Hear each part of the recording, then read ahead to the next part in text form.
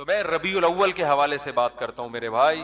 جیسے یہود و نصارہ میں بہت سے لوگوں نے اپنے جو علماء تھے, انہوں نے جو مذہبی رہنما تھے, مقتدا تھے, تحریف ہمیشہ انہوں نے کی. تحریف غیر نہیں کرتا, اپنے کرتے ہیں, اندر کے لوگ کرتے ہیں. گھر میں لڑائی اندر کے لوگوں سے ہوتی ہے نا, باہر والا تو گھر میں گھستا ہی نہیں, اس کو کیا پتا کیا ہو رہا ہے ان کے گھر میں. تو میں اب ربیع الاول کے حوالے سے کچھ باتیں آپ کی خدمت میں پیش کروں, اور میں ان پہ اپنے جو بھی قرآن و سنت کے دلائل ہیں وہ آپ کے سامنے رکھوں گا.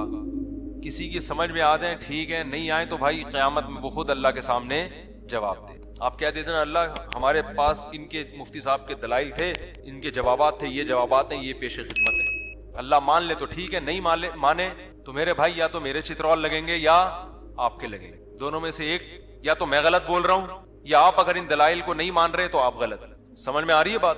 تو اپنے مذہبی رہنماؤں کو مت دیکھو. دیکھو ہم جو کہتے ہیں نا کہ قرآن و سنت سمجھو علماء سے, تو آپ کہتے ہیں ایک طرف آپ کہتے ہیں خود نہ سمجھو, علماء سے سمجھو. جب لوگ مولویوں کی پیروی کر رہے ہیں علماء کی, تو آپ کہہ رہے ہیں خود سمجھو. تو قرآن میں دو قسم کے مسائل ہیں. جو فقہی احکام ہے نا, باریکیوں میں جاؤ گے وہ تو آپ کو علماء سے سیکھنے پڑیں گے نا, لیکن جو بیسک عقائد کی باتیں ہیں جن کا غیر مسلموں سے بھی تعلق ہے, اسلام کی بنیادیں ہیں, یہ چیزیں تو ڈائریکٹ قرآن و حدیث آپ کو بتائیں گے. فقہی احکام میں جب باریکیوں میں آپ جائیں گے تو پھر اس میں علماء کا اختلاف ہوتا ہے, اس میں بہت لمبی لمبی بحثیں ہوتی ہیں. اس میں قرآن نے ہمیں علماء کو فالو کرنے کا حکم دیا ہے. وہ ابھی چونکہ ٹاپک نہیں ہے لہذا میں ان آیتوں کی طرف نہیں آتا. تو قرآن ہی میں کچھ مقامات پر حکم دیا ہے کہ خود نہیں, کس کو فالو کرنا ہے, علماء کو. کچھ آیتیں ایسی ہیں جن میں آپ نے خود سمجھنا ہے, وہ بہت آسان ہے, ان کا مفہوم بہت آسان ہے, وہ علماء پہ نہیں ڈالی گئی ہیں, بلکہ علماء کو ان پہ پرکھا جائے گا کہ یہ اس کے مطابق ہیں یا نہیں. اب دیکھو کوئی عالم نماز کا انکار کر دے کہ 5 نہیں اسلام میں 4 نمازیں ہیں, اب آپ نے عالم کو تھوڑی فالو کرنا ہے, بلکہ آپ نے قرآن و سنت کے سانچے میں اس عالم کو ڈھالنا ہے کہ یہ خود اس سانچے میں پورا نہیں اترتا, کیونکہ 5 نمازیں تو امت کا اجماعی عقیدہ ہے. اب میں آپ سے ایک سوال پوچھتا ہوں, مجھے ایک بات بتاؤ میرے, ربیع الاول اگر 12 ربیع الاول عید کا دن ہے تو یہ سیلیبریٹ کرنے کا دن ہوا ہے بھائی؟ بولو نا بھائی. جیسے کہ لوگ کرتے ہیں, مبارکبادیں دیتے ہیں. ہم یہ دیکھتے ہیں, پہلی دلیل, صحابہ کرام میں ایک موضوع من گھڑت روایت بھی نہیں ملتی کہ 12 ربیع الاول یا نبی کی پیدائش کے دن کو کسی صحابی نے سیلیبریٹ کی. آپ کہہ سکتے ہیں کہ 14 اگست کو بھی تو ہم سیلیبریٹ کرتے ہیں. یاد رکھو 14 اگست کا مذہب سے براہ راست تعلق, بولو, نہیں ہے. اس کا مذہب سے تعلق نہیں ہے, جبکہ نبی کا دن منانے کا تعلق کس سے ہے؟ مذہب سے. اس کے لیے مذہب سے ثبوت چاہیے. اور بھائی آپ ہر سال 1 جنوری کو اپنی بیگم کے ساتھ ٹور پہ نکلتے ہو, گھومتے ہو, کھاتے ہو, پیتے ہو. آپ کہتے ہو یار ہماری شادی ہوئی تھی تو بیگم آج وہ دن دوبارہ آ گیا قسمت سے, چلو تھوڑا سا انجوائے کرتے ہیں. لوگ سالگرہ مناتے ہیں نا بیگم کے ساتھ, اس کو بدعت تھوڑی کہا جائے گا. وہ بھائی اس کا مذہب سے کیا تعلق ہے؟ وہ آپ کی نجی زندگی. آپ 1 جنوری کو مناؤ, 10 کو مناؤ, 5 کو مناؤ, 6 کو مناؤ, نہیں مناؤ. آپ کا دل چاہ رہا ہے کہ مناؤ تو مناؤ, نہیں دل چاہ رہا تو طلاق ڈے مناؤ. آپ ہمیں کیا ہے, ٹھیک ہے نا, جو مرضی ڈے مناؤ آپ, جو آپ کی نجی زندگی. دن منانے پر گورنمنٹ کی طرف سے بھی کوئی پابندی نہیں, اللہ کی طرف سے بھی کوئی پابندی نہیں.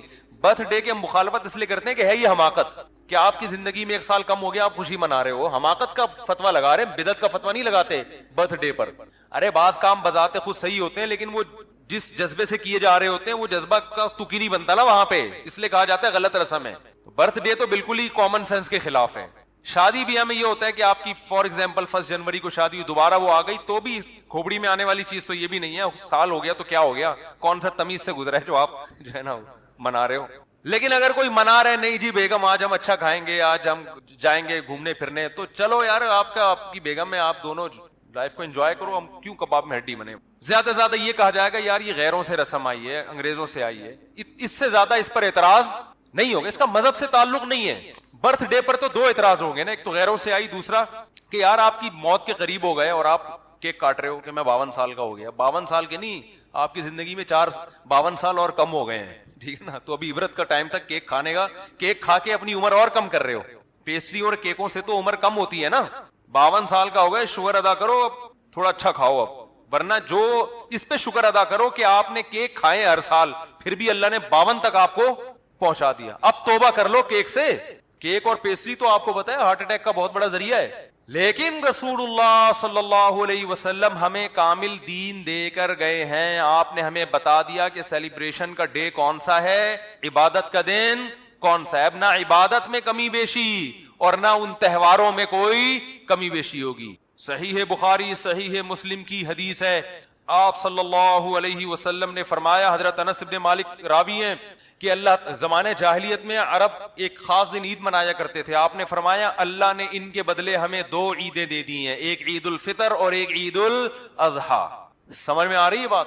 2 عیدیں اللہ نے ہمیں اس کے بدلے دے دی ہیں۔ تو اسلام میں جو عید ہے کتنی ہے؟ ان عیدوں میں حکم ہے آپ اچھے کپڑے پہنے، اور اس کی کوئی لاجک بھی ہے نا، لاجک یہ کہ رمضان کے روزے ختم ہوئے، چھٹی، جسمانی خوشی بھی روحانی خوشی۔ جسمانی خوشی یہ وہی ہوٹل کے پراٹھے شروع دوبارہ سے، گٹکے کی پرمیشن مل گئی آپ کو، یہ جسمانی۔ روحانی یہ کہ اللہ نے اتنی بڑی عبادت ہم سے لے لی، ویسے ایک روزہ رکھنا کتنا مشکل ہے، پورے مہینے اللہ نے روزے رکھوا دیے، گن پوائنٹ پہ رکھوا لیے نا، فرض کر دیے، ورنہ ہمیں اختیار دیتا تو ہم تو ساری زندگی سوچتے ہی رہتے، اللہ نے کہا رکھنے پڑیں گے بس۔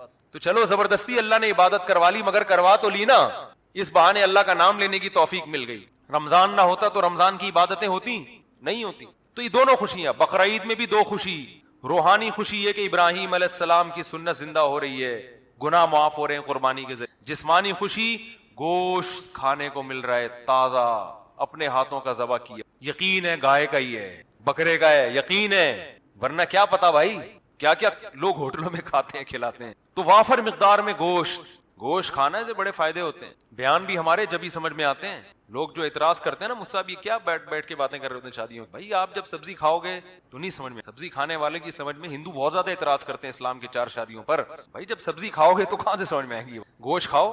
تو خیر دونوں دو اللہ نے عیدیں دی۔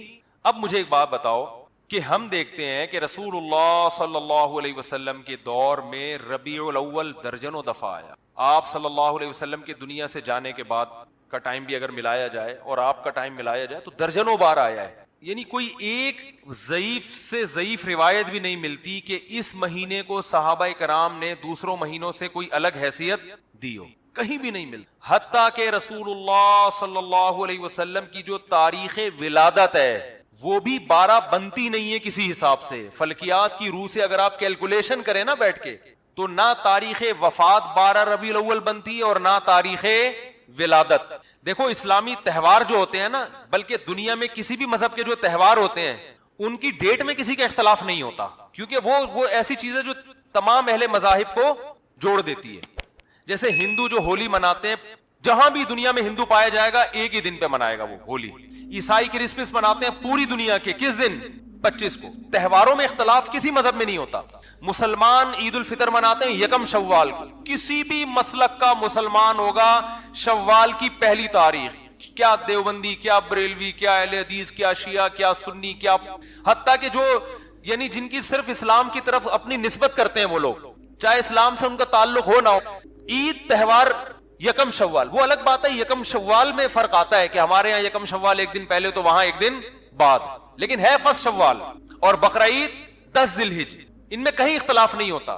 اگر 12 ربیع الاول تہوار ہے مسلمانوں کا تو اس کی تعیین میں اس قدر اختلاف ہے کہ آپ اگر کتابیں اٹھا کے دیکھو گے صحیح حدیث تو ایک بھی نہیں ملے گی، ایک بھی نہیں ملے گی۔ حتیٰ کہ احمد رضا خان بریلوی انہوں نے اپنی کتاب میں پورا ایک رسالہ لکھا ہے کہ نبی کی صحیح ولادت کی تاریخ کیا ہے، اس میں 8 ربیع الاول ثابت کیا انہوں نے، وہ کتاب کا حوالہ بھی میں نے دیا تھا۔ لوگ کہتے ہیں کہ انہوں نے اس سے رجوع کر لیا تھا، فرض کرو رجوع کر لیا تھا، لیکن پہلے پوری تحقیق پر ایک رسالہ لکھا اور رسالہ لکھ کے ثابت کیا کہ کون سی تاریخ ہے 8۔ یہ میرا کلپ یوٹیوب پہ موجود ہے۔ پھر اس سے رجوع کر رہے ہیں، اس کا مطلب کنفیوژن تو پیدا ہو گئی نا۔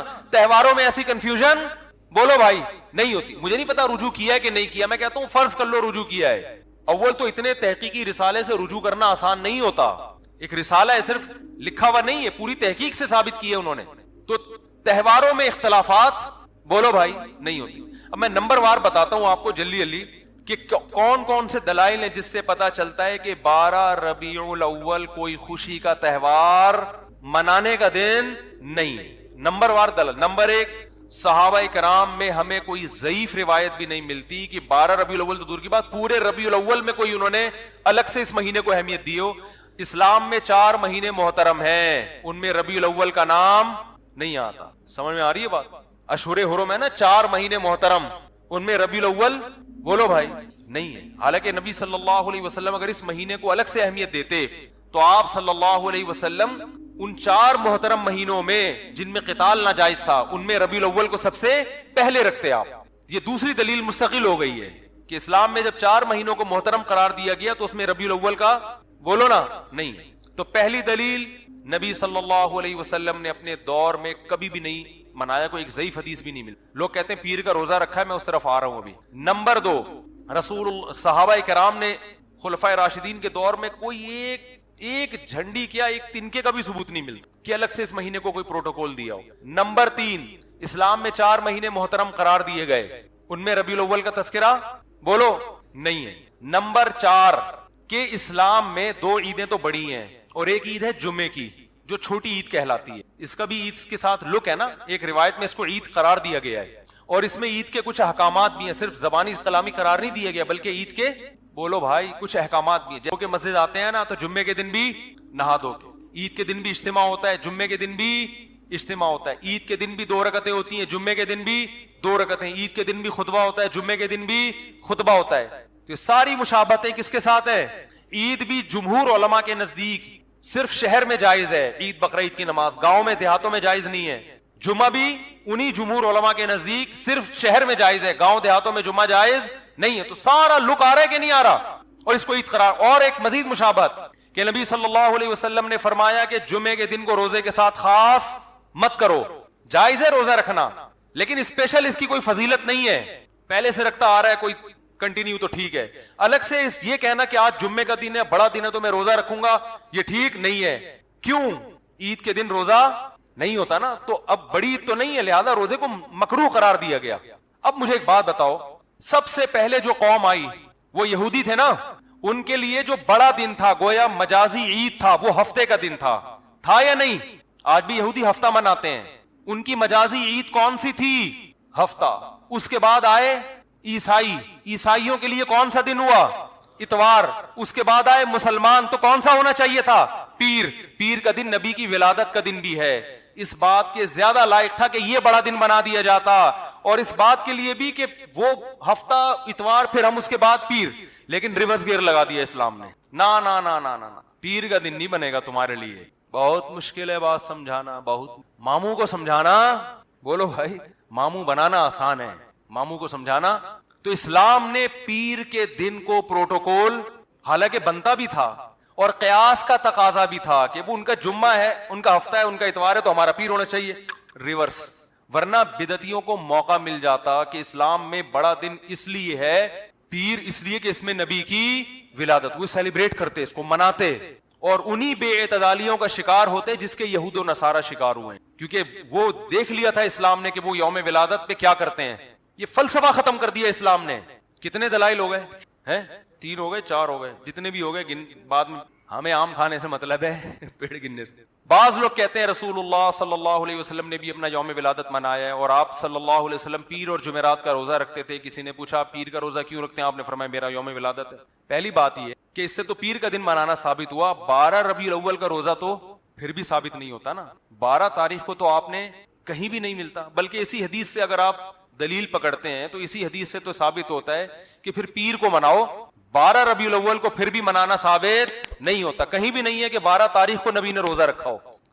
دوسری بات کہ پیر کو آپ صلی اللہ علیہ وسلم نے روزہ رکھا تو اس میں آپ نے اس کے تہوار ہونے کی اور نفی کر دی ہے, کیونکہ روزہ اور تہوار جمع نہیں ہوتا. روزہ رکھ کے آپ نے بتا دیا کہ اس دن کو سیلیبریٹ کرنے کا کہ تصور کو میں جڑ سے ختم کر رہا ہوں. عید الفطر کے دن روزہ ہوتا ہے, دیکھو پیر کا دن اس بات کے بھی امکان تھا کہ تہوار بھی ہو سکتا ہے اور نہیں بھی ہو سکتا. ہمیں دوسرے دلائل سے پتا چلا کہ یہ تہوار نہیں ہے, لیکن نبی صلی اللہ علیہ وسلم نے ان دلائل پر مہر لگا دی روزہ رکھ کے. کیا کر دیا بھائی؟ مہر لگا کہ اس میں سیلیبریشن کا جو تصور ہے نا وہ کھرچ کے ختم کر دیا جائے. کسی بھی دن کو روزہ رکھ کے منایا نہیں جا سکتا. خوشیاں ہمیشہ کھا پی کے منائی جاتی ہیں, بھوکا رہ کے نہیں منائی جاتی. کھانے پینے کے دن ہوتے ہیں خوشی کے دن. میں اس کی بہت سی مثالیں دیتا ہوں. آپ کا بیٹا پاس ہو گیا اچھے نمبروں سے, اتفاق سے, کراچی میں ہے تو ظاہر ہے بھروں سے پاس ہوا ہوگا, لیکن اس سے غرض نہیں, پاس ہو گیا, اچھے نمبر آ گئے. لوگ کہتے ہیں بہت خوشی ہوئی جی آپ کا بیٹا پاس ہو گیا, کچھ مٹھائی تو ہونی چاہیے. آپ کہتے ہیں ٹھیک ہے, خوشی میں کل صبح کا ناشتہ گول, نہ آپ نے صبح کا ناشتہ کرنا ہے نہ میں نے، بھوکا رہ کے سیلیبریٹ کریں گے، خوشی منائیں گے. کبھی ایسا دیکھا آپ نے؟ کیا ہو گیا بھائی؟ آپ کہہ سکتے شکرانے میں تو لوگ روزے رکھتے ہیں، تو شکرانے میں روزہ رکھنا وہ تو ایک عبادت ہے نا. ہم تو سیلیبریشن کی بات کر رہے ہیں. شکرانے میں روزہ اس لیے کہ اپنے آپ کو تھکایا جاتا ہے، تو وہ تو ایک عبادت ہے نا روزہ، اس میں تو اپنے آپ کو تھکائیں گے آپ. خوشی منانا میں کھانا پینا کے بغیر خوشی نہیں منائی جاتی. خوشی میں کھانا پینا لازمی عنصر ہے. دنیا کے ہر مذہب میں، دنیا میں کوئی ایسا مذہب نہیں ہے جو خوشی بھوکا رہ کے مناتا ہو. دیکھو نبی صلی اللہ علیہ وسلم نے فرمایا للصائم فرحتان، روزے دار کے لیے دو خوشیاں ہیں، فرحتیں ہیں. ایک جب جنت میں اجر ملے گا، اور ایک جب افطاری کے لیے بیٹھتا ہے وہ. تو روزے دار کو بھی خوشی روزہ رکھ کے نہیں ہوتی، روزہ کھا کے ہوتی ہے. کیا مطلب؟ نبی نے بتایا کہ صبح سے شام تک جو تم خوشی لیس زندگی تم نے گزاری ہے نا روزے کی حالت میں، اس میں خوشی بالکل بھی نہیں تھی، فرحت نہیں تھی. تو دو فرحتیں تمہیں ملیں گی، ایک دنیا سے جانے کے بعد اور ایک دنیا میں. جو دنیا میں جو روزے کی فرحت ہے وہ روزے کے دوران نہیں ملے گی، وہ جب پکوڑے کھانے کے لیے افطاری میں بیٹھو گے، پھوڑو گے طبیعت سے. وہ بھوک میں آپ کو پکوڑوں کا مزہ کتنا ٹائٹ ہے کہ نہیں ہے. پکوڑے کے خلاف جتنی مرضی تقریریں کرو، لیکن روزہ رکھ کے جو پکوڑا اور چٹنی کا مزہ ہے نا، وہ کسی چیز میں نہیں. تو نبی نے کیا فرمایا روزے دار کے لیے؟ مشہور حدیث ہے، روزے دار کے لیے دو خوشیاں. تو یہ نہیں فرمایا روزے دار صبح سے لے کر مغرب تک بہت خوشی خوشی زندگی گزار رہا ہوتا ہے، ایک دم ٹینشن میں آ جاتا ہے دسترخوان دیکھ. تو روزے دار کو بھی خوشی کس وقت ملتی ہے بھائی؟ جب وہ کھانے کے لیے دسترخوان پہ بیٹھتے. انسانی نیچر ہے، بھوکا رہ کے خوشی نہیں ہوتی. میں جس دن روزہ رکھ کے یہاں بیٹھتا ہوں نا بیان کرنے، تو مجھ سے نہیں ہو رہا ہوتا، عجیب سب پھیکا پھیکا منہ، غصہ آ رہا ہوتا ہے مجھے لگتا ہے کہ پھر میں کہتا ہوں یار جس دن بیان ہو اس دن روزہ نہ رکھے آدمی، اس کی سزا پھر عوام بھگتتی ہے. تو روزے میں ہوتا ہے انسان نہیں، ٹینشن ہوتی ہے تھوڑی سی اس کو، وہ راحت نہیں ہوتی، نہ چہرے پہ نہ خوشی ہوتی ہے. تو ٹینشن ہے نا، تبھی تو عبادت ہے. تو آپ کی جناب شادی ہوئی، لوگ کہہ رہے ہیں ماشاءاللہ ماشاءاللہ بھائی مبارک ہو، کچھ تو ہو جائے. تو آپ خوشی میں ولیمہ کھلاتے ہو، کیونکہ نبی نے بھی کیا کیا تھا؟ کھانا کھلایا تھا. روزہ رکھ کے نکاح کو سیلیبریٹ نہیں کیا. آپ نے یہ نہیں کہا کہ آج میرا نکاح ہوا ہے تو میرا بھی کل روزہ اور تمام صحابہ کا کل روزہ، ایسا نہیں. صحابہ عرض کرتے یا رسول اللہ آپ کا نکاح ہوا ہے، روزے تو ہم رکھتے ہیں لیکن یہ تو روزے کا موقع نہیں، تو خوشی کا موقع ہے، اس میں تو کھانا کھلانا ہے. یہاں تک کہ نبی نے سفر میں نکاح کیا تو سفر میں آپ کے پاس ولیمے کے اسباب نہیں تھے، تو آپ نے صحابہ سے فرمایا، رخصتی ہوئی اگلے دن آپ نے صحابہ سے فرمایا کہ جس کے پاس کوئی کھانے کی اچھی چیز ہے دسترخوان پہ لے آؤ، سب مل کے کھائیں گے. تو اپنے خرچے پہ بھی کھلانا ضروری نہیں ہے ولیمے میں. اگر نہیں ہے بھائی ابھی سفر میں ہے، کوئی بات نہیں یار تھوڑا سا اللہ گلا ہو جائے گا، آؤ سب بیٹھ کے ایک دسترخوان پہ کھاتے ہیں، اس کا اپنا مزہ ہے نا. تو نبی نے ہمیشہ خوشی منائی ہے کھانا کھا کے، روزہ رکھ کے خوشی نہیں دنیا کے کسی مذہب میں نہیں منائی جاتی. تو پیر کے دن آپ صلی اللہ علیہ وسلم نے روزہ رکھ کے اپنے یوم ولادت میں سیلیبریشن کے اور سیلیبریٹ کرنے کے کانسیپٹ کو ہمیشہ کے لیے جڑ سے ختم کر دیا. اب جو نبی کا سچا عاشق ہوگا وہ ربیع الاول کو خوشیاں نہیں منائے گا، بہت زیادہ کچھ کرے گا تو روزہ رکھ لے گا. ہم تو کہتے ہیں اس کے لیے بھی ثبوت چاہیے، روزہ رکھنے کے لیے بھی، لیکن اگر آپ کوئی قیاس کر کے ادھر ادھر سے نکالتے بھی ہو تو زیادہ سے زیادہ روزہ مل جائے گا. دیکھو خوش ہونا الگ چیز ہے، خوشی منانا الگ چیز ہے. ربیع الاول میں خوش ہونے پر پابندی نہیں ہے. اگر کوئی اس لحاظ سے ربیع الاول کا مہینہ سوچ کے خوش ہوتا ہے کہ اس میں نبی کی ولادت ہوئی تھی، اس کو مناسبت ہے، تو خوش ہونے پر گورنمنٹ کی طرف سے بھی کوئی پابندی نہیں اور اللہ کی طرف سے بھی کوئی پابندی نہیں ہے. خوشی تو کسی بھی بات پہ ہو سکتی ہے نا. ربیع الاول سے محبت بھی ہو سکتی ہے کہ یار اس مہینے میں نبی پیدا ہوئے تو مجھے اس میں محبت ہے، کوئی پابندی نہیں، بلکہ عین نبی سے محبت کا تقاضا ہے. اس محبت کو منانا، بات آ رہی ہے سمجھ میں؟ منانا الگ چیز ہے، خوش ہونے پر آپ ہو خوش، کوئی مسئلہ نہیں. ہمارے حضرت فرماتے جب بھی ربیع الاول کا مہینہ آتا ہے میرے دل میں ایک عجیب سی ایک محبت پیدا ہوتی ہے اس مہینے سے. اور علماء کی یہ مزاج ہے یار، نبی سے بھائی نبی کی طرف جو چیز بھی منسوب ہوگی اس سے محبت ہوگی کہ نہیں ہوگی؟ یقیناً ہوگی. ہم جاتے ہیں مدینہ منورہ، رسول اللہ صلی اللہ علیہ وسلم کا حجرہ یہاں تھا مدینہ میں، دیکھ کے خوشی ہوتی ہے نا، ایک محبت کے جذبات ابھرتے ہیں، یار نبی کی نسبت ہے، یہاں حجرہ تھا امی عائشہ کا، یہاں یہ امی عائشہ کا حجرہ، یہ نبی صلی اللہ علیہ وسلم کے بیٹھنے کی جگہ، یہ امامت کی جگہ، دیکھ کے ایک ایمان تازہ ہوتا ہے. لیکن کرنا کچھ نہیں ہے وہاں، کیونکہ کچھ کرنے کے لیے ثبوت کی ضرورت ہے. وہاں کرنا کچھ نہیں ہے، زیارت کر کے خوش ہونا ہے، اللہ سے دعا مانگنی ہے کہ اللہ ہمیں نبی سے اور محبت نصیب فرما. کرنا کچھ نہیں ہے، کرنا جہاں جہاں جو کچھ ہے وہ نبی نے بولو بھائی بتا دیا کہ یہاں یہ کرنا ہے، یہاں یہ کرنا ہے. طواف کی جگہ کہاں ہے, اعتکاف کی جگہ کہاں ہے, صفا مروہ کی سعی کہاں ہوگی, رمی کہاں ہوگی, قربانی کہاں ہوگی, یہ سب چیزیں نبی نے بتا دی ہیں. اب آپ کو کیا مینا میں قربانی ہوتی ہے نا, آپ جوش میں آئے کہ یار مجھے تو نبی کی جگہ سے اتنی محبت, جہاں آپ کا حجرہ تھا, میں فرط محبت میں دیوانہ ہو گیا, میں قربانی وہاں کروں گا نبی کی یاد. کوئی کر سکتا ہے؟ سعودی گورنمنٹ پکڑ کے فوراً جیل میں ڈال دے گی. او بھائی, قربانی نبی نے بھی کہاں کی ہے؟ مینا میں کی ہے. دم بھی مینا میں دینا پڑے گا, حرم میں, حدود حرم میں. تو ہر چیز کی لوکیشن, جگہ جہاں کیا کیا کرنا ہے وہ نبی نے بتا دیا ہمیں. اخپل طریقے سے نہیں چلنے کی اجازت آپ کو. ایک تھوڑی سی دلیل اور رہ گئی, یہ ٹاپک بہت اہم ہے نا, اس کو مکمل ہونے دیں. میرا خیال یہ تھا اس پہ کہ نبی نے روزہ رکھ کے بتا دیا کہ اس کو سیلیبریٹ کرنے کا کوئی تصور بولو بھائی نہیں.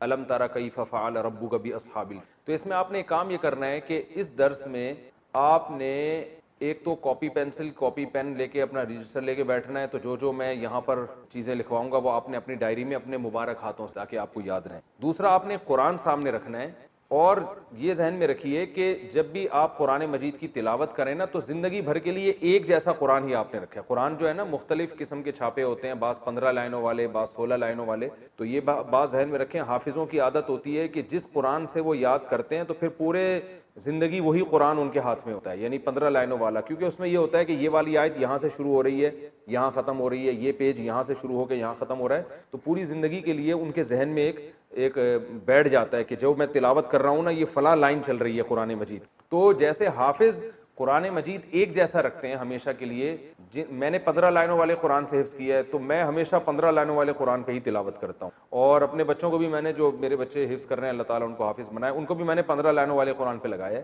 تاکہ مجھے سننے میں بھی آسانی ہو. کبھی میں ان کا قرآن سنوں گا تو مجھے پتا ہوگا کہ ہماری یعنی جو سوچ ہے نا وہ سیم ہے, وہ کس لائن پہ چل رہے ہیں, مجھے پتا ہوگا یہ والی لائن وہاں ہے. تو آپ 15 لائن یا 16 لائن کوئی بھی ایک قرآن متعین کریں, چاہے آپ نے قرآن حفظ نہ بھی کرنا ہو تو تلاوت ہی ہمیشہ ایک قرآن سے کیا کریں, کیونکہ نا وہ لاشعوری طور پر وہ آیتیں آپ کے ذہن میں بیٹھ جائیں گی, اور آپ کو پتا ہوگا کہ یہ والے پیج کے اس جگہ پر یہ آیت چل رہی ہے, یہ لاشعور میں بیٹھ جاتی ہے بات. تو اب آپ جب تفسیر کا آغاز کر رہے ہیں باقاعدہ, تو اس میں بھی آپ نے ایک قسم کا قرآن رکھنا ہے ہمیشہ, پھر اسی پہ تلاوت بھی کریں, اور وہ یا تو 15 لائنوں کا ہو یا 16 لائنوں کا. ایسا ہی ہے نا, دو ہی آتے ہیں نا 15 یا 16 لائنوں والے, تو ان دونوں میں سے کوئی ایک ہمیشہ کے لیے آپ متعین کر لیں.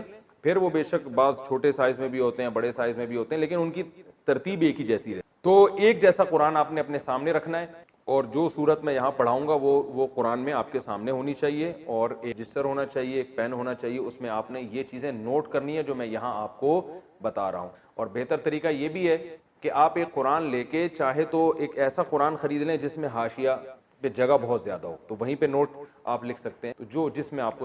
الحمدللہ نحمدہ ونصلی علی رسولہ الکریم. آج ہمارا تفسیر کا پہلا لیکچر ہے, یعنی تفسیر سے میری مراد ہے کہ گرامر کے بعد جو باقاعدہ قرآن سے ہم صورتوں کا آغاز کریں گے, اس کا آج پہلا لیکچر ہے. تو یہ پہلے میں 10 لیکچر دے چکا ہوں, یہ گرامر کے ہیں, اس کے بعد انشاءاللہ ہم تفسیر پڑھیں گے. تو آج ہی آپ کو اندازہ ہو جائے گا کہ میرا تفسیر پڑھانے کا انداز کیا ہوگا. پہلے جو گرامر کا حصہ ہے وہ ہوگا, اس کے بعد میں انشاءاللہ اس سورت کا ترجمہ اور تفسیر. پہلی سورت جو آج ہم پڑھیں گے وہ ہے الم تر کیف فعل ربک باصحاب الفیل. پہلے ہم اس کو حل کرتے ہیں کہ اس کا لفظی ترجمہ کیا بنا. پہلا لفظ ہے الم ترا. الم ترا میں علم کیا ہے؟ آ جو ہے نا عربی میں آ, یہ سوال کے لیے آتا ہے, کوشچن مارک ہے. کوشچن مارک تو نہیں کہہ سکتے کہ یہ سوالیہ ایک جملہ ہے, ٹھیک ہے نا, جیسے اردو میں کہتے ہیں کیا. علم, علم کا آ کا معنی کیا ہے؟ کیا, ٹھیک ہے. انتا زیدن, کیا تم زید ہو. اگر آپ کہیں گے انتا زیدن تو مطلب کیا ہے؟ تم زید ہو. انتا زیدن کا مطلب کیا تم زید ہو. کتنی مختصر زبان ہے نا, آ لگا دیا. آ کا معنی کیا ہے؟ لم کا معنی کیا ہے؟ کل میں نے آخری جو لیکچر تھا نا ہمارا گرامر کا, اس میں بتایا تھا نم کس کے لیے آتا ہے؟ لم نفی, نفی کے لیے. یہ طرح کیا ہے اس کو سمجھیں. میں نے کہا تھا نا اردو کے الفاظ ہی استعمال ہو رہے ہیں, یعنی اردو میں ہوتے ہیں, تو طرح بھی اردو میں ہے. اصل میں یہ تھا ترایو, یہ کس سے ملتا جلتا ہے؟ تضربو یا تسمعو کی طرح. تسمعو, تضربو کا معنی مارتا ہے یا مارے گا, اور تسمعو کا معنی تو سنتا ہے یا سنے گا. تو تسمعو اور تضربو سے ملتا جلتا ہے. ترایو, ترایو آپ نے یہ لفظ سنا ہے رؤیت, رؤیت ہلال ہے کہ نہیں ہے؟ اردو میں اس کی مثال رؤیت ہلال, ٹھیک ہے. اردو میں اس کی مثال کیا ہے؟ رؤیت ہلال. رؤیت کا معنی دیکھنا, کھلی آنکھوں رؤیت ہوئی ہے, ٹھیک ہے نا.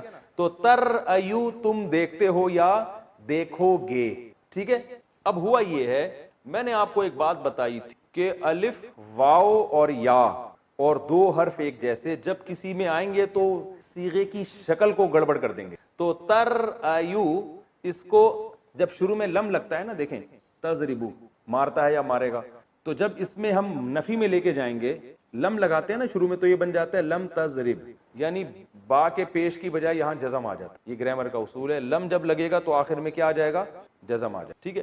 تو ترأیو میں کیا کیا ہم نے, اس کو ترأیو بنا دیا. ترأیو پڑھنا مشکل ہو رہا تھا, کیا بنا دیا, ترأیو.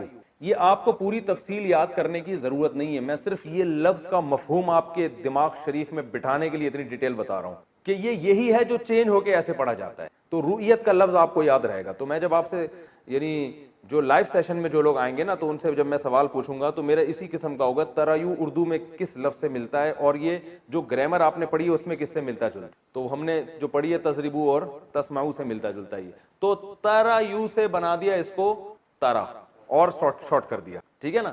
ترأیو تھا, پھر ترأیو بنایا, پھر کیا بنا دیا, ترا. اس یہاں تک کیسے پہنچا, گرامر کیا, اس کی ڈیٹیل میں جانے کی چندہ ضرورت نہیں ہے.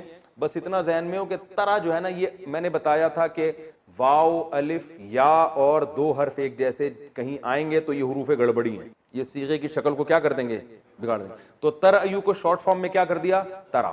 ٹھیک ہے نا. تو ترا یہ اصل میں تضربو جیسے ہی, اور لم لگ گیا تو پاس بھی ہو گیا اور نفی بھی ہو. تو اب الم ترا کا ترجمہ کیا ہو گیا, الم ترا کیا تم نے نہیں دیکھا. ٹھیک ہے نا. ترأیو کا مطلب تھا تم دیکھتے ہو یا دیکھو گے. ترأیو کو شارٹ میں ترا بنا دیا, لم سے پاس میں چلا گیا, الم ترا, لم ترا تم نے نہیں دیکھا, الم ترا کیا تم نے نہیں دیکھا. تو الم ترا کا ترجمہ کیا ہوا, کیا تم نے یا آپ نے. یہ آپ لوگ جب اپنے مبارک ہاتھوں سے لکھیں گے نا, اپنے رجسٹر میں اپنے خود مبارک ہاتھوں سے, تو پھر آپ کو زیادہ اچھی طرح سے سمجھ میں آئے. الم ترا کیا آپ نے نہیں دیکھا, یہ ترجمہ ہو گیا نا. اچھا, یہ ہم جیسے جیسے تفسیر پڑھتے چلے جائیں گے گرامر کا حصہ خود بخود کم ہوتا چلا جائے گا, چونکہ جو باتیں بار بار آئیں گی پھر ہم ریپیٹ نہیں کریں گے, تو وہ آہستہ آہستہ آہستہ آہستہ خود ہی سمٹ کے, اور آپ کو انشاءاللہ جب آپ اسی طرح سے آیتیں سمجھیں گے اور تلاوت کریں گے تو آپ کو خود بھی بہت سی آیتیں خود سے پہلے سے ہی آ رہی ہوں, تو پھر انشاءاللہ ہٹو بچوں والا کام کچھ وقت کے بعد جا کے. الم ترا کیف فعل, بہت مزیدار جملہ ہے یہ, بہت آسان ہے. کیف کیسے, عربی میں پوچھتے ہیں کیف حالک, کیا حال ہے بھائی. اردو میں لفظ ہے کیفیت, بتائیں کیفیت ہے نا, یعنی کیسا, کیا بخار کی کیفیت تو بتائیں آپ. یار میری تو بڑی عجیب کیفیت تھی یہ منظر دیکھ کر. کیفیت کا مطلب حالت, یعنی کیسا تھا میں, یہ بڑی عجیب تھی, عجیب چیز. تو کیفا کا معنی کیسا, کیف حالک سے آپ کو رہے گا. کئی اردو میں اس کی مثال ہے, یعنی یہ عربی کا لفظ اردو میں بہت استعمال ہوتا ہے نا, کیف حالک, کیا حال ہے بھائی جان, ٹھیک ٹھاک ہو. کیفا کا معنی کیسا. فعل فعل سے نکلا ہے, اردو میں استعمال ہوتا ہے, فعل کام کو کہتے ہیں. فعل کس سے ملتا جلتا ہے, ضربا. فعل جیسے, ضربا کا معنی اس نے مارا, فعل کا معنی اس نے کیا. ربو کا, رب کا معنی, رب کا معنی تو, ربو کا تیرا رب, جیسے میں نے بتایا غلام زیدن, زید کا غلام, تو ربو کا تیرا رب. کتنا آسان ہے اور رہ کیا گیا بھائی, بالکل سیم اردو. کیفا فعل ربو کا, کیسا کیا تیرے رب نے. بی اصحاب الفیل, اصحاب کہتے ہیں ساتھی کو, صاحب, صاحب کی جمع کیا ہے, اصحاب. ٹھیک ہے نا. قول کی جمع اقوال آتی ہے نا, اقوال ہیں, بزرگوں کے اقوال بھی ہوتے ہیں, تو قول کی جمع اقوال. تو اقوال, افعال کا جو لفظ ہے نا یہ پلورل کے معنی میں آتا ہے. صاحب کی جمع اصحاب, اور صاحب کسے کہتے ہیں, ساتھ رہنے والا, صحبت سے نکلا ہے یہ, صحبت سے. ٹھیک ہے. اردو میں لفظ ہے صحبت کا معنی ساتھ رہنا, بھائی بزرگوں کی صحبت اٹھانی چاہیے, ان کے ساتھ رہنا چاہیے. تو صاحب ساتھ رہنے والا. تبھی قرآن میں آتا ہے نا, یوم یفر المرء من ابیہ, انسان اپنے باپ سے دور بھاگے گا, وامہ وابیہ, اپنی اماں سے اپنے باپ سے دور بھاگے گا, اپنے بھائی سے دور بھاگے گا, وصاحبتہ, اپنے ساتھ رہنے والی سے بھی دور بھاگے. تو اللہ نے بیوی کو کیا کہا, صاحبہ, ساتھ رہنے والی. اس سے پتہ چلتا ہے کہ انسان ہر ایک سے دور ہوتا ہے, مگر جہاں بھی دنیا میں سفر کے لیے جاؤ گے تو بیگم کو ساتھ لے جایا کرو, کیونکہ اللہ نے اس کو ڈیفائن یہ کیا ہے کہ صاحبہ ہے, پھلترو کی طرح اب یہ چپک گئی ہے تمہارے ساتھ. ٹھیک ہے نا. لوگ کہتے ہیں نا یار یہ ہم جہاں بھی جا رہے ہوتے ہیں میرے پیچھے, یہ ہمیشہ میں نے کہا بھائی اب جب شادی ہو گئی تو پھلترو کی طرح اب یہ تمہارے ساتھ چپک گئی, تم جہاں جاؤ گے یہ تمہارے ساتھ ساتھ جائے گی, اور اس کو جانا چاہیے کیونکہ یہ صاحبہ ہے. صاحب کی مؤنث کیا آتی ہے, صاحبہ. تو اس کو والا بھی کہتے ہیں, جو آپ کے ساتھ ہوتا ہے, آپ والا ہوتا ہے نا, ارے گولے گنڈے والا کسے کہتے ہیں؟ جو گولا گنڈے کی دکان ہر وقت گولا گنڈا ساتھ لے کے گھوم رہا ہو نا. سبزی والا جو سبزی کو ہر وقت ساتھ لے کے گھوم رہا ہو. تو گول گپے والا جو ہر وقت. تو صاحب کسے کہتے ہیں؟ والے کو. والا دودھ والا صاحب الملک, ٹھیک ہے نا, ٹھیک ہے نا. تو صاحب اللبن, ٹھیک ہے نا. صاحب المال, مال والا. تو اصحاب میں نے والا. فیل کسے کہتے ہیں؟ ہاتھی کو. یہ لفظ اردو میں استعمال نہیں ہوتا, تو کچھ خود بھی یاد کر لیا کریں. آپ اس فیل کے لفظ میں اچھا فیل محسوس نہیں کر رہے ہوں گے کیونکہ اردو میں اس کی مثال نہیں ملتی. تو فیل کہتے ہیں ہاتھی, ایلیفنٹ, ٹھیک ہے نا. کتنا آسان ہو گیا. کیفا فعل ربک, با کا معنی ساتھ. جیسے ہم کہتے ہیں نا بسم اللہ الرحمن الرحیم, جب ہم سورہ فاتحہ پڑھیں گے نا تو وہاں پھر میں بسم اللہ کو بھی ڈیفائن کروں, اللہ کے نام کے ساتھ. تو با کا معنی کیا ہے؟ ساتھ. یہ اپنی ڈائریوں میں آپ لوگ نوٹ کرتے رہیں. تو الم تارا کیف فعل ربک, آپ نے دیکھا نہیں کہ آپ کے رب نے کیسا کیا بی اصحاب الفیل, ہاتھی والوں کے ساتھ. اصحاب کا معنی کیا ہو گیا؟ والے, ٹھیک ہے نا, جو ہاتھی لے کر آئے تھے, جو ہاتھیوں کے ساتھ تھے. ہاتھی والوں کے ساتھ آپ کے رب نے کیسا کیا. الم تارا, آپ نے دیکھا نہیں, ٹھیک ہے نا. تفسیر تو بعد میں ہوگی نا, پہلے میں اس کو حل کر دوں. الم یجعل کیدہم فی تضلیل. الم, آ کا معنی وہی ہے, لم کا معنی نہیں. یجعل یسمعو کی طرح. جعل کا معنی ہوتا ہے بنانا. جعل کا معنی کیا ہوتا ہے؟ بنانا. تو یجعل بناتا ہے, لم یجعل نہیں بنایا. لم یجعل کیا نہیں بنایا اس نے. کیدہم, قید کہتے ہیں تدبیر کو. قید کسے کہتے ہیں؟ جو چالاکیاں اور تدبیر ہوتی ہے نا, مکائد الشیطان, اردو میں یہ لفظ استعمال ہوتا ہے مگر بہت گاڑی اردو میں استعمال ہوتا ہے, شیطان کی بری تدبیر. تو قید کسے کہتے ہیں؟ بری تدبیر, تدبیر جو بری ہو. تضلیل, فی کا معنی میں ہوتا ہے نا, 100% کہتے ہیں نا. فی کسے کہتے ہیں عربی میں کو. ان 100%, صد فارسی کا لفظ ہے, 100 کو کہتے ہیں. فی کا معنی میں اور 100 کا معنی 100. تو 100 میں 100, اردو میں کہتے ہیں نا 100%, یہ بات درست ہے, یعنی 100 میں 100 یہ بات درست ہے. تو فی کا معنی یہاں سے آپ یاد رکھیں کہ فی کا لفظ جو ہے نا 100% میں استعمال ہوتا ہے. تو فی تضلیل, تضلیل اردو میں استعمال ہوتا ہے ضلالت. کیا ضلالت ہے؟ یعنی درست چیز نہیں ہے, باطل چیز کو بھی کہتے ہیں. تو تضلیل باب تفعیل, تسبیح. کیا خیال ہے, کون سا باب ہے؟ باب تفعیل. کیا مطلب؟ کسی چیز کو ضلالت کر دینا. ضلالت کا مطلب خراب کر دینا, باطل کر دینا. یہ ضلالت سے نکلا ہے. گمراہ کو بھی ضال کہتے ہیں نا, وہ بھی باطل ہوتا ہے. تو تضلیل باطل کر دینا, ٹھیک ہے نا, باطل, ٹھیک ہے. اردو میں اس کی مثال ضلالت. خوردبین بھی لے کے بیٹھا کریں آپ لوگ اپنے. بعض دفعہ چھوٹے الفاظ لکھتا ہوں تو ایک بڑے نمبر کا چشمہ لگایا, وہ دیکھا. ہمارا اسٹائل یہی ہے بھائی, سمجھ میں آ رہا ہے, ٹھیک ہے, نہیں آ رہا تو نکلو پتلی گلی. الم یجعل کیدہم, ہم آپ نے ضمیر پڑھی ہے, پروناؤن. کیدہم ان کی, بھائی غلام زید, غلام زیدن, زید کا غلام. تو کیدہم ان کی تدبیر. اللہ فرماتے ہیں الم یجعل, کیا نہیں بنایا اس اللہ نے, اللہ کی بات ہو رہی ہے نا, کیدہم ان کی بری تدبیر کو, فی تضلیل باطل کرنے میں. یعنی کیا اللہ نے ان کی تدبیر کو باطل نہیں کر دیا؟ یہ اس کا بامحرو ترجمہ. کیا آپ نے نہیں دیکھا کہ تیرے رب نے ہاتھی والوں کے ساتھ کیا کیا؟ کیا اس رب نے ان لوگوں کی تدبیر کو باطل نہیں کر دیا؟ یعنی ان کی تدبیر کو ضلالت میں نہیں ڈال دیا, ٹھیک ہے نا, ان کی تدبیر کو باطل ہونے میں نہیں ڈال دیا.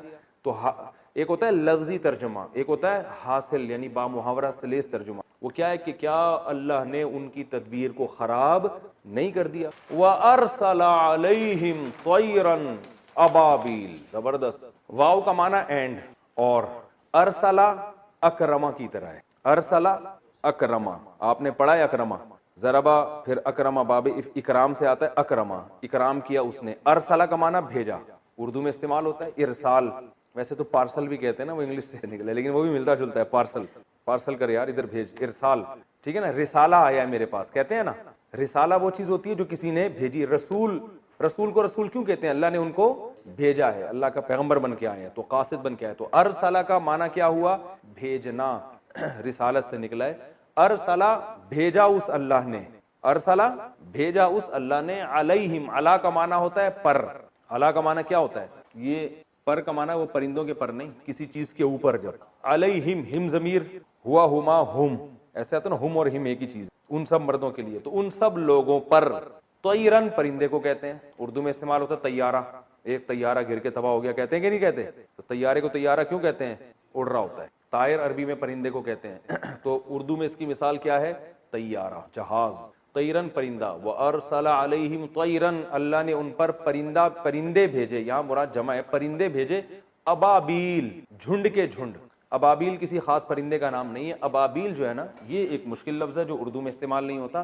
ابابیل اصل میں جمع ہے ابالا کی، ابالا، ابالا کہتے ہیں لکڑیوں کی ایک گٹھری کو، لکڑیوں کی گٹھڑی ہوتا ہے، گٹھڑی بس جو بھی ہوتا ہے، جس قوم میں جو ہے وہ یہاں ڈال دیا ہے نا، گٹھری، ابالا کہتے ہیں، یہ تھوڑا مشکل لفظ ہے اردو میں استعمال نہیں ہوتا، لکڑیوں کی گٹھری، اس کی جمع آتی ہے ابابیل، جمع کیا ہے؟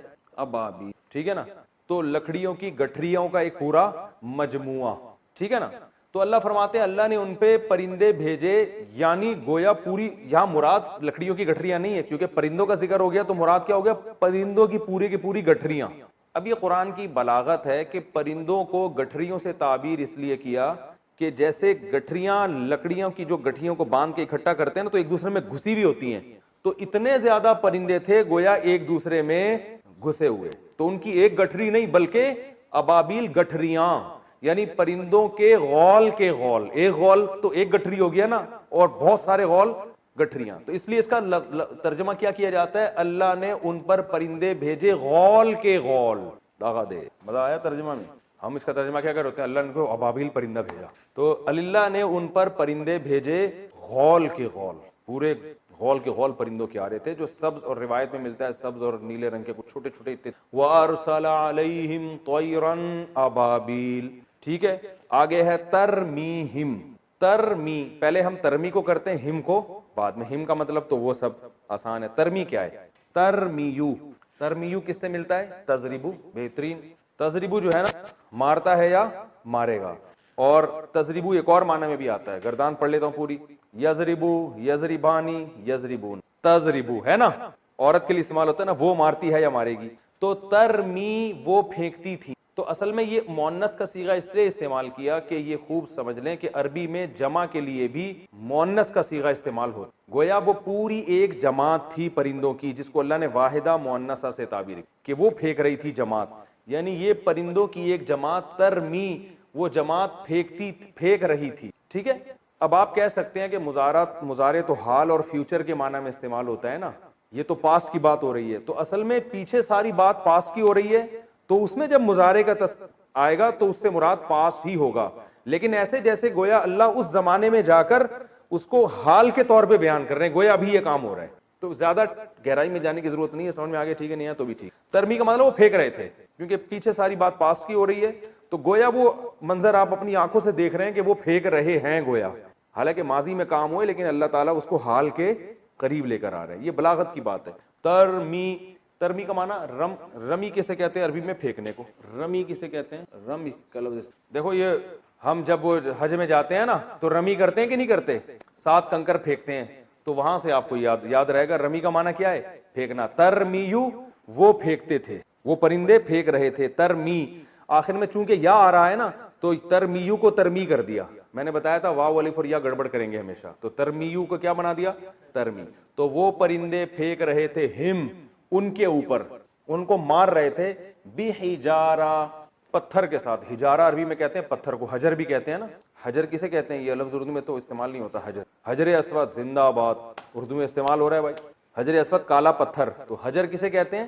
پتھر کو، حجارہ بھی پتھر کو، تو حجارہ جیسے حجر اسود، یہ سب مثالیں آپ نے اپنی ڈائری میں لکھنی ہیں تاکہ آپ کو ہنٹس رہے نا، یاد رہے۔ حجارہ پتھر، بی کا معنی 7، سجیل، من کا معنی سے، من سجیل، من کا معنی، یہ لفظ بہت زیادہ استعمال ہوگا، من کا معنی کیا ہے؟ سجیل، یہ لفظ اردو میں استعمال نہیں ہوتا، اس کا ترجمہ کو سجیل کہتے ہیں مٹی کا بنا ہوا، جو سخت مٹی کا بنا ہوا پتھر ہوتا ہے نا، جو آگ میں جلا کے جس کو پتھر جیسا بنا دیا ہو، اس کو کہتے ہیں، ٹھیک ہے نا، مٹی گوندی ہوئی سخت پتھر آگ میں، صحیح ہے نا۔ تو اللہ فرماتے ہیں وہ پتھر کے ذریعے ان کو مار رہے تھے، با کا معنی 7، یعنی پتھر کے ساتھ ان کو مار رہے تھے، ایسے پتھر من سجیل، جو سخت مٹی کے کنکر جو ہوتے ہیں نا پکے ہوئے، اس کی جنس میں سے تھے، اس کی قسم میں سے، یعنی ان پتھروں میں سے وہ پتھر تھے، تو اللہ نے ان کے ہاتھ میں پرندوں کی چوچوں میں کچھ چھوٹے چھوٹے نا، مفسرین نے لکھا ہے کہ مسور کی دال کے برابر یا چنے کی دال کے برابر پکی ہوئی مٹی کے سخت جیسے پتھر ہوتے ہیں نا، وہ چھوٹے چھوٹے کنکریاں اس پہ ایسی فائرنگ ہو رہی ہے ان کے اوپر، اتنی چھوٹی چھوٹی. ترمیہم، وہ پھینک رہے تھے، بحجارتن، ان کو مار رہے تھے پتھر کے ساتھ، ایسے پتھر جو مٹی کی بنے ہوئے پتھر تھے. ٹھیک ہے نا. آگے فجعلہم، فا کا معنی پھر، فا آتا ہے اس پھر کے لیے جو فوراً ہو. ٹھیک ہے نا. جیسے میں کہتا ہوں میرے پاس زید آیا، فا امرن، پھر امر آیا، تو پھر کا مطلب فوراً بعد، اسی کے فوراً بعد، یہ نہیں کہ 1 سال کے بعد. اور اگر تاخیر ہو تو پھر ثم کا لفظ استعمال ہو. میرے پاس زید آیا ثم امرن، اس کے کچھ ٹائم کے بعد امر آیا. ڈائری میں نوٹ کر لیں. فجعل، جعل پڑھ چکے ہیں آپ، جعل کا معنی بنانا، یجعل میں آیا تھا نا. فجعلہم، پھر اس پرندوں نے بنا دیا، یا اللہ نے بنا دیا، دونوں طرف نسبت ہو سکتی، اللہ نے بنا دیا، ہم ان لوگوں کو، کعصفن، کاف کا معنی ہوتا ہے طرح. جیسے ہم کہتے ہیں زیدن کل اسد، کل اسد، اسد کہتے ہیں شیر کو، شیر کی طرح ہے. ٹھیک ہے نا. کا کا معنی کیا ہے یہ یاد کر لیں آپ، جب کا لگے گا طرح، سیم اس جیسا، تشبیہ کے لیے استعمال ہوتا ہے. ہی از لائک دس، کہتے ہیں نا لائک، انگلش میں کیا ہے لائک، سیم اس کی طرح ہے. تو کا عصفن، عصف کہتے ہیں بھوسے کو، گائے کا جو چارہ ہوتا ہے نا عصف، اس کو کہتے ہیں چارہ، بھوسا، یہ لفظ اردو میں. اور ایک آخر میں لفظ رہ گیا مأکول، بہت آسان، مزہ نہ آئے پیسے واپس. فجعلہم کعصف مأکول، مأکول، مأکول کیا ہے؟ عقل سے. عقل کسے کہتے ہیں؟ کھانا، اکل و شرب کہتے ہیں نا. تو اکلا ماضی ہے ضربہ کی طرح، یأکلو ینصرو کی طرح، وہ کھاتا ہے یا کھائے گا. آکل قاتل کی طرح، کھانے والا. اور مأکول مقتول کی طرح، جس کو کھایا جائے. یہ ہو گیا نا مأکول. اس کے بعد بھی اگر تفسیر کسی کے سمجھ میں نہیں آ رہی نا تو پولیس بھی اس کو سمجھا نہیں سکتی. اس سے زیادہ میرا خیال ہے کہ آسان طریقہ ہو نہیں سکتا. مأکول جس کو کھایا جائے، یہ اس میں مفعول ہے. ٹھیک ہے نا، جسے کھایا. تو اب عصف مأکول کیا ہو گیا؟ عصف مأکول، وہ بھوسا جسے کھایا گیا ہو. ایک تو بھوسا ویسے ہی بھوسا ہوتا ہے، اوپر سے وہ جانور نے کھا کے اس کا جو حال کیا ہوتا ہے، ٹھیک ہے نا، وہ کیا بن چکا ہوتا ہے. تو اللہ فرماتے ہیں فجعلہم، قرآن میں دیکھیں اللہ کہتے ہیں بنا دیا اللہ نے ان کو، کعصفن، ایک بھوسے کی طرح. ایسا بھوسا مأکول جو کھایا ہوا ہوتا ہے. تو اس کا بامحرف ترجمہ ہوتا ہے اللہ نے بنا دیا ان کو کھائے ہوئے بھوسے کی طرح. ٹھیک ہے. تو اب میں سمجھ میں آ گیا نا یہ. اب میں اس کا لفظی ترجمہ کرتا ہوں. الم تر کیف فعل ربک باصحاب الفیل، کیا آپ نے دیکھا نہیں کہ تیرے رب نے ہاتھی والوں کے ساتھ کیسا سلوک کیا. الم یجعل کیدہم فی تضلیل، کیا اس اللہ نے ان کی تدبیر کو باطل نہیں بنا دیا، باطل نہیں کر دیا. الم یجعل کیدہم فی تضلیل وارسل علیہم طیرا ابابیل، اور اس اللہ نے بھیجے ان لوگوں کے اوپر پرندے، غول کے غول، جھنڈ کے جھنڈ، جماعتوں کی جماعتیں.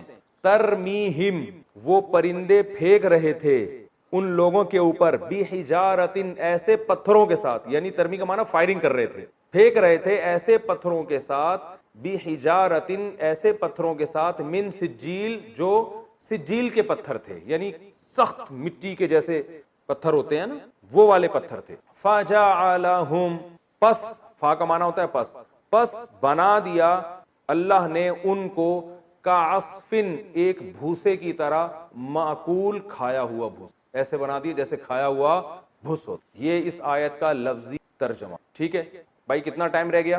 9 منٹ. ہم اس کی تفسیر بھی کمپلیٹ کر دیتے ہیں، بہت آسان ہے. ہوا یہ تھا کہ رسول اللہ صلی اللہ علیہ وسلم کی ولادت سے 50 دن پہلے یہ ہوا کہ یمن میں جو حبشہ کا بادشاہ تھا نا، حبشہ کے بادشاہ کا گورنر تھا یمن میں، اس کا نام تھا ابرہہ. وہ تھا عیسائی، سارے عیسائی تھے اس وقت، ان علاقوں کے جتنے لوگ تھے. اس نے ایک کنیسہ بنایا، چرچ بنایا. اب ظاہر ہے چرچ میں وہ رش اس دور میں بھی نہیں ہوتا تھا جو بیت اللہ میں ہوتا ہے. اس دور میں بھی بیت اللہ میں لوگ زیادہ جاتے تھے، کیونکہ حج بیت اللہ میں اس دور میں بھی ابراہیم علیہ السلام کے دور سے چلا آ رہا تھا. تو اس نے کہا یار یہ کیا مسئلہ ہے، عرب جن کو کچھ آتا واتا نہیں ہے اور ان کی زمین ریگستان پر مشتمل ہے، نہ کھانے کو نہ پینے کو، لیکن ان کے پاس ایک گھر ہے جہاں ساری دنیا حج کے لیے جاتی ہے، اور ہماری جو کنیسہ میں اور چرچ میں کوئی بھی نہیں آتا. تو اس نے کیا کیا، وہاں پہ حج شروع کر دیا، اعلان کر دیا یہاں حج ہوگا، پبلک یہاں آئے گی.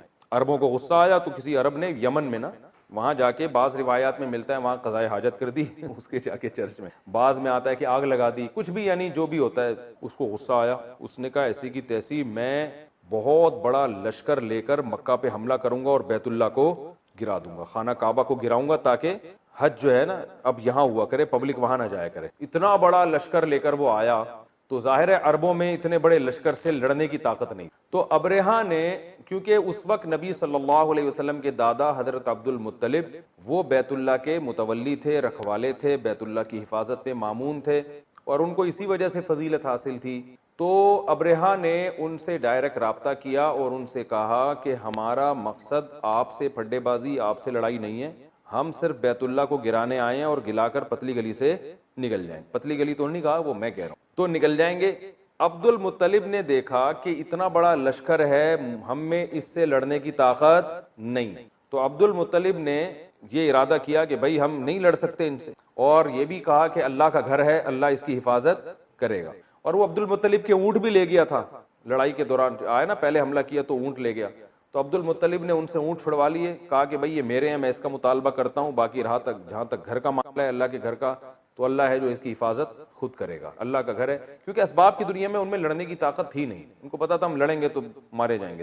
ابرہہ کے پاس تھے بہت بڑے بڑے ہاتھی، اور عرب ہاتھیوں کی جنگ سے ویسے بھی مانوس نہیں، وہ تو گھوڑے کی لڑائیوں کے عادی تھے، ہاتھی تو وہ دیکھے نہیں تھے ان لوگوں نے کبھی۔ آج بھی عرب کے ریگستانوں میں ہاتھی کی تو خوراک اتنی ہوتی ہے، اس کو تو بہت زیادہ گھاس چاہیے اور بہت خوراک چاہیے اس کو۔ تو جب وہ طائف کے راستے سے آ رہا تھا تو انہوں نے وادی محصر میں پڑاؤ ڈالا، اور عبد المطلب اپنے جو ہے نا لوگوں کو لے کر پہاڑوں کے کناروں پہ چلے گئے کہ دیکھیں اللہ اپنے گھر کی کیسے حفاظت کرتا ہے۔ تو جب وہ وادی محصر پہ انہوں نے پڑاؤ ڈالا تو کیا ہوا کہ اللہ تعالیٰ نے یہ پرندے، جس کا اللہ قرآن میں تذکرہ کر رہے ہیں، الم تری کیف فعل ربک باصحاب الفیل، اے نبی، اس سے خطاب نبی کو بھی ہو سکتا ہے، جو بھی قرآن کی تلاوت کر رہا ہے ہر ایک کو خطاب ہو سکتا ہے کہ کیا تو نے دیکھا نہیں، ترا کا معنی کیا تم نے دیکھا نہیں کہ رب نے اصحاب فیل والوں کے ساتھ کیا کیا۔ دیکھا کا لفظ اس سے استعمال کیا کہ یہ اتنا متواتر واقعہ تھا کہ گویا جس نے نہیں بھی دیکھا اس نے اپنی آنکھوں سے دیکھا ہے، کیونکہ بہت بڑا واقعہ ہوا تھا، تو اس وقت بہت زیادہ شہرت ہو گئی تھی اس واقعے جب، کیونکہ اللہ نے جو پرندے بھیجے نا چھوٹے چھوٹے، انہوں نے جب کنکر مارے تو وہ کنکر ان کے پوری سر سے گھس کے نیچے تک آر پار ہو جاتے تھے، اور ان کو ایسا جسم گلنے لگتا تھا، سڑ جاتا تھا پورا، جیسے کھایا ہوا بھوس اللہ نے مثال دی نا، مردہ لاشیں، تو ان میں بہت سارے تو مر گئے، بہت سارے بھاگ گئے۔ تو اللہ نے بھاگنے میں بھی ان کو اس لیے بھاگنے دیا کہ کچھ جا کے اپنی قوم کو بتائیں کہ ہمارے ساتھ حشر کیا ہوا ہے، تو جو بھاگے وہ بھی بالآخر کچھ وقت کے بعد بیماری میں، وبا میں مبتلا ہو کر، یعنی اسی سے ایک ایسے جراثیم ان کے باڈی میں پھیل گئے، وہ بھی مر گئے۔ اور مدینہ میں بہت سے لوگ تھے جو مکہ میں جو اس کے لشکر کے بچے ہوئے لوگ تھے، وہ نابینا ہو گئے تھے، اور احادیث میں یہ بات ثابت ہے، صحابہ بیان کرتے ہیں جن صحابہ نے ان کو دیکھا کہ وہ کہتے ہیں ہم نے ان کو مکہ کی گلیوں میں بھیک مانگتے ہوئے دیکھا، کچھ نابینا ہو گئے، اندھے ہو گئے، بعض کے گوشت گل گئے، تو بہت بڑی تعداد تو ہاتھیوں سمیت مر گئی، کچھ تعداد بھاگ گئی، کچھ مکہ میں ہی رہ گئی، وہ بھاگنے کے قابل بھی نہیں بچی، تو ان کو عربوں نے بھی دیکھا۔ تو یہ واقعہ بہت تواتر کے ساتھ عرب میں مشہور تھا، اور اسی کے 50 دن کے بعد آپ صلی اللہ علیہ وسلم کی ولادت، یہ واقعہ محرم میں ہوا اور آپ کی ولادت ربیع الاول میں ہوئی۔ تو یہ اللہ نے آپ صلی اللہ علیہ وسلم کے دنیا میں آنے سے پہلے ایک معجزے کو ظاہر کیا۔ تو یاد رکھیں، اس کا یہ مطلب نہیں ہے کہ جو بھی بیت اللہ پہ کوئی گرانے کی کوشش کرے گا تو اللہ اوپر سے ابابیل بھیجیں گے، یہ ایک واقعہ ہو گیا۔ تو ورنہ دنیا یہ اسباب کی دنیا ہے، کبھی اللہ معجزہ دکھاتے ہیں، کبھی نہیں دکھاتے۔ اس کے بعد بیت اللہ پر حملے ہوئے ہیں، جو بیت اللہ باقاعدہ ڈھایا ہے، بعض جو ہے وہ بنو امیہ کی خلافت کے دور میں جب حضرت عبداللہ بن زبیر کی خلافت قائم ہوئی تو عبداللہ بن زبیر کی جو خلافت ہے اس کو ختم کرنے کے لیے جو بنو امیہ کے لوگوں نے حملہ کیا، اس میں بیت اللہ بھی کی دیواریں بھی گری تھیں۔ تو یہ اس لیے کہہ رہا ہوں کہ ایتھیس اور جو مذہب مخالف لوگ ہیں وہ یہ کہہ سکتے ہیں کہ بیت اللہ کو اللہ نہ کرے کوئی گرانا چاہے تو کوئی اوپر سے فرشتے نہیں آتے، تو اللہ نے کبھی نہیں وعدہ کیا کہ جب بھی کچھ ایسا کرو گے تو فرشتے آئیں گے۔ حدیث میں آتا ہے قرب قیامت میں بیت اللہ کو ڈھا دیا جائے گا، حج بند ہو جائے گا، تو لیکن کبھی اللہ اپنی قدرت دکھا دیتا ہے۔ تو اس لیے بیت اللہ کی حفاظت ہماری ذمہ داری ہے، ایسا نہیں ہے کہ ہم بھی عبد المطلب کی طرح کہ بھئی اللہ بچائے گا، تو وہ تو ٹھیک ہے اللہ نے بچا لیا، لیکن اللہ نے ہمیں مکلف بنایا کہ بیت اللہ کی طرف کسی کو ٹیڑھی آنکھ اٹھانے مت دو، اور اگر کوئی حملے کی کوشش کرتا ہے تو ہم نے ابابیل کا انتظار نہیں کرنا، ہم نے جا کے بچانے کی کوشش کرنی ہے، کیونکہ یہ دنیا دار الاسباب ہے، یہاں جو اسباب میں جو کچھ ہوتا ہے وہ ہوگا یہاں پہ۔